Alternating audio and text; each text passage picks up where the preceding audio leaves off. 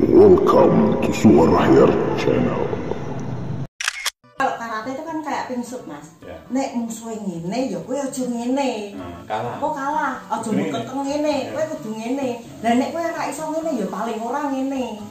Ternyata di situ aku tidak mendapatkan emas dan ya wis kayak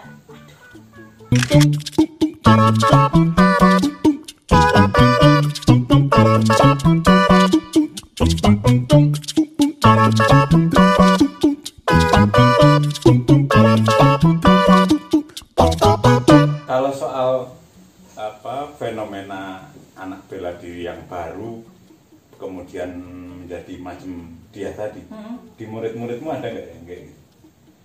berantem gitu. Anaknya, Nggak usah jauh-jauh. Anakku sendiri. Ya. Akio. Akio. Ini pernah nih dicurhatkan di medsos, dipanggil gurunya. Iya, Apa itu sering jadi memang Akio itu kan temperamen. Anaknya tuh temperamen, jadi nggak hanya di sekolahan aja, di rumah itu juga kayak gitu, mau sama adiknya, mau sama bapaknya, mamanya kayak gitu. Jadi waktu pertama ini contoh aja. Ini energi anak-anak gitu.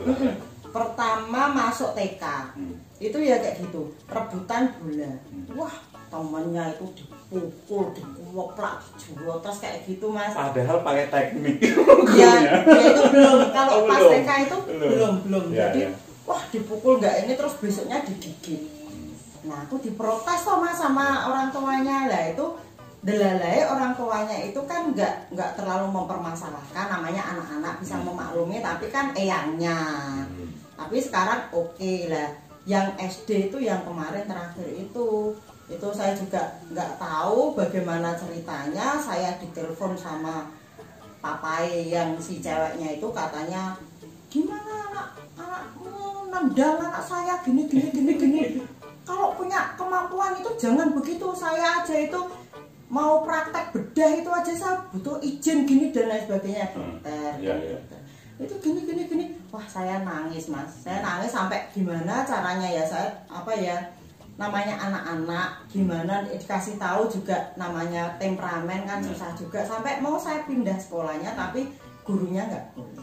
Jadi jangan, ini anak kan memang seperti ini, nanti sebisa saya nanti gimana biar kondisinya nggak makin parah. Terus apa yang dilakukan untuk itu? Untuk semakin sering diikutkan pertandingan untuk menyalurkan energinya atau apa caranya? Ya paling ke latihan. Kalau dia emosi, dia jengkel gitu, kasih samsak aja, suruh mukul. Ya itu ya gitu, wah dipukul, ditendang apa itu kayak gitu. Terus habis itu nanti dikasih tahu ya, intinya kalau kakak itu sayang sama mama, sayang sama bapak, nggak pengen mama itu nangis, nggak pengen mama itu sedih, bapak sedih, karena kakak itu anak hebat ya. Kakak jangan seperti itu, gitu ya. Ya mah, ya bisa ya. Kalau murid yang lebih gede gitu, ada tidak yang karena gurunya kan mencari gara-gara waktu mudanya dulu, ada tidak yang ke alun-alun gitu, nyari gara-gara nyenggol wong gitu? Kebetulan enggak, Mas. Jadi karena para atlet mereka kok ya? Enggak juga sih. Enggak. Ada yang ikut tapi belum maksudnya belum ikut pertandingan. Diikutkan karena tadinya nakal. Jadi ada orang tua yang cerita karena bapaknya dulu tuh geng sekolah, nurun yang anaknya, gitulah. Itu suka berantem di sekolahan. Akhirnya disuruh ikut karate di tempat saya. Malah gak nakal. Sekarang tuh malah guru-gurunya heran. Sekarang tuh Farel malah jadi baik. Ini karena kita ngajarinnya kalau kita bisa memukul orang, nggak perlu kita tunjukkan ke orang kita bisa memukul gitu. Jadi kalau orang tidak rese dulu sama kita dan tidak memukul, ya udah nggak usah gitu. Tapi kalau kita dipukul ketika kondisi kita tidak salah, ya harus dibalas, saya gitu. Kalau enggak nanti direndahkan terus. Sama saya anak saya juga kayak gitu. Kamu kalau nggak dipukul duluan jangan mukul. Tapi kalau kamu tidak salah, kamu dipukul, balas. Dan kalau enggak nanti direndahkan terus, apa sih bener, Mas itu. Nanti tak ajari ngono anak. Oke.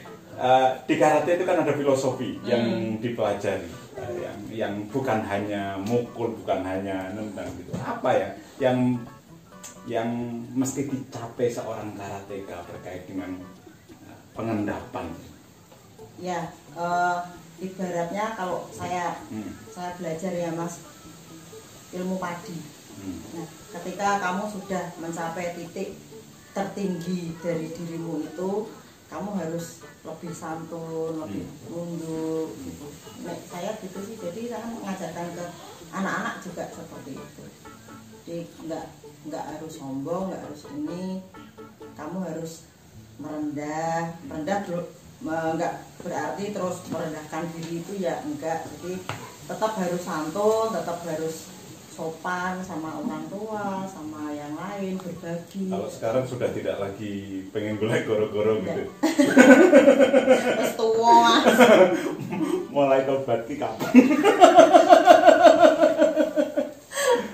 Mulai tobat ya, saya itu mulai sapu hitam atau sebelum itu? Kayaknya mulai sapu hitam deh.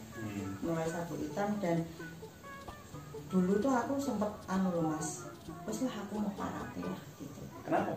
Jadi tahun waktu itu aku umur 27 apa ya, itu mau SEA Games. Umur piro? Saya ada ketok 28. Kaca setahun berarti ya Mas ya. Itu aku pelatnas, terus 2007 kalau nggak salah. Itu untuk SEA Games 2009. Nah, aku nggak lolos Mas. Nggak lolos, seleksi nggak lolos, itu aku sempat down. Jadi terus lah tak usah karate, apa sih kayak gitu kan. Cuman banyak yang memberikan semangat ini, terus akhirnya ya udah, saya karena jalan hidup saya ini saya sudah putuskan karate. Nek corone nek iki disilet ngono tulisannya karate Mas, I love karate, hitam darahnya. Kacabuke. Itu ya udah, saya karate lagi, tapi saya kayak target apa gitu mengalir aja gitu. Alhamdulillah malah dari situ saya banyak mendapat berkah. Dari situ 2007 saya nggak lolos, terus waktu itu di Malaysia saya 2 medali perak, terus 2010 Asia Pasifik saya 2 emas 1 perunggu, terus saya Oso itu kejurnas Oso itu saya dapat delalah lumayan Mas. Untuk emas itu 10 juta, best of the best lawe juta, itu 35 Mas. Itu 2011 kalau nggak salah. Terus saya masuk pelatnas lagi, saya kasat itu dapat emas juga. Terus dari situ saya pegawai negeri. Jadi PNS gara-gara karate? Iya, gara-gara karate, prestasi. Nah, sekarang ini di Disporapar Provinsi Jawa Tengah. Pemuda Olahraga dan Pariwisata Provinsi Jawa Tengah. Masih nung pinjam sebentar. Kepala dinas saya itu. Masih nung Nugronawati. Kapan-kapan mbak ngobrol ning kene. Itu dengan posisi sebagai pelatih. Itu masih atlet. Bukan. Oh, masih atlet ya, Pak? Ya, tapi masuknya itu formasinya pelatih garing asisten pelatih. Gitu kan, masih atlet. Masih atlet. Ya, Januari 2011 saya masuk. Oke, sekarang dilaju dari Grobogan ke Semarang gitu. Dilaju. Dengan posisi sebagai pelatih itu kemudian membawahi tim tadi yang saya sebut, pelatih untuk PON nanti di Papua. Iya. Targetnya berapa? Berat. Kalau soal target, jadi kalau karate itu kan olahraga yang tidak terukur Mas, bela diri. Jadi wasite cek manusia, jadi banyak faktor, jadi apapun bisa terjadi.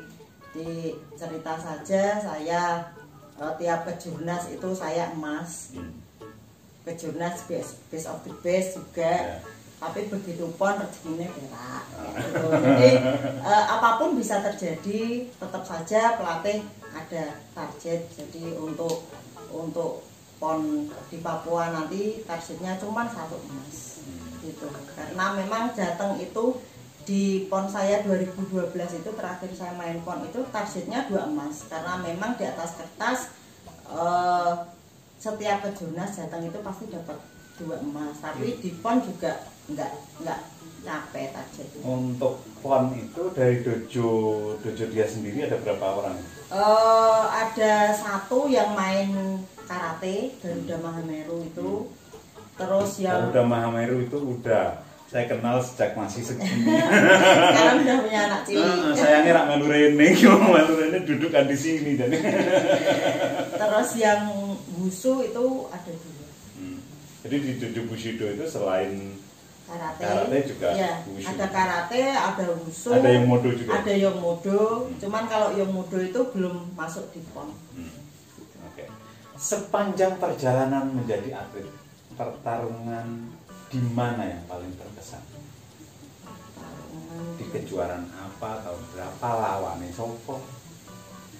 Kalau yang paling berkesan itu waktu saya dapat BOB USU. Apa itu BOB?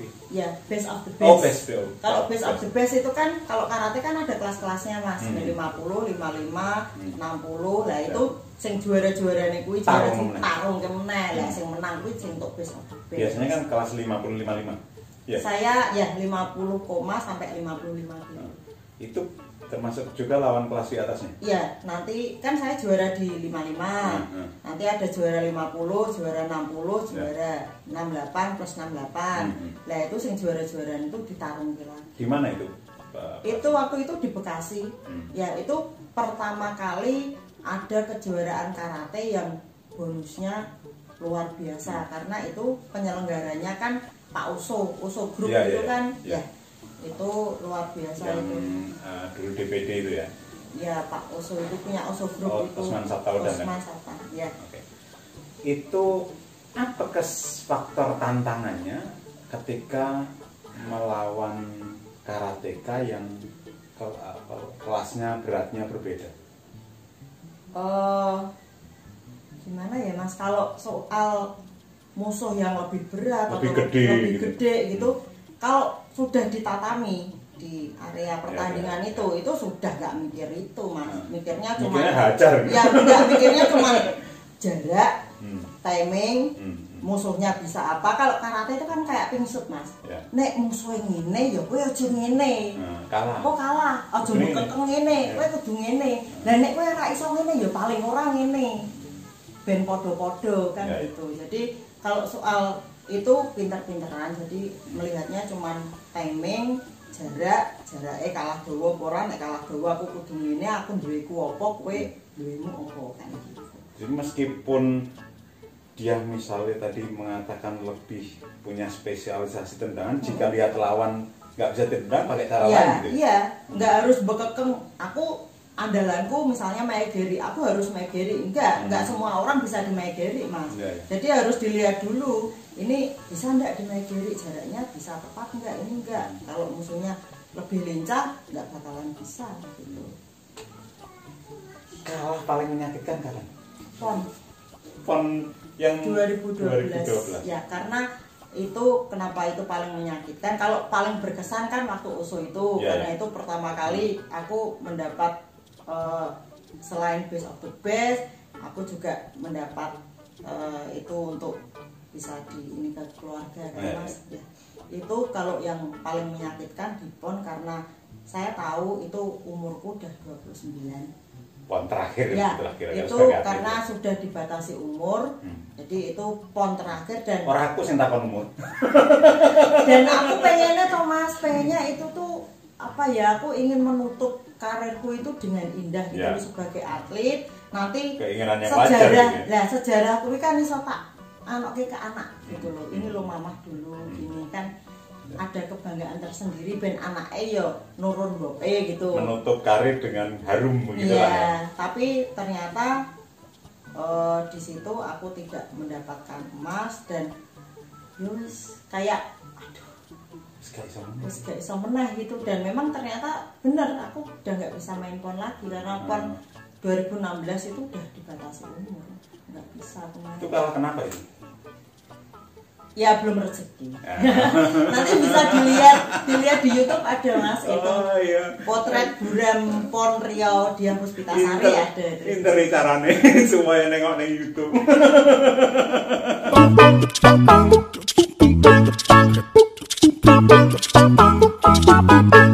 Oke, terima kasih untuk Anda yang sudah sedari tadi melihat yang kami perbincangkan. Jika Anda merasa ada hal yang bermanfaat, silahkan share sehingga manfaat itu semakin tersebar lebih luas lagi.